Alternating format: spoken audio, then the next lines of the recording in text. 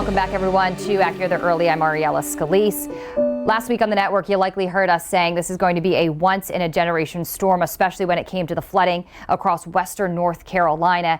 And a lot of the flood damage here is now exceeding, but also being compared to what western North Carolina saw in what is called the Great Flood of 1916. So I thought a helpful way to represent this is look at some of the differences from both events, but then also where those two events overlap. So the Great Flood of 1916 was actually two hurricanes about a week apart. This happened in July, and even calculating for the U.S. dollar now, this ended up being $1 million disaster.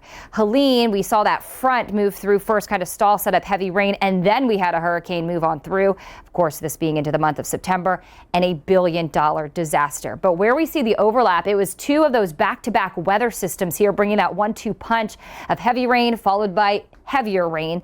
The second of the two systems bringing that heavier rain. This was, of course, a damaging, deadly, and costly storm, both of those flooding events, and into the western parts of North Carolina where we have the mountainous terrain. Both events saw plenty of landslides.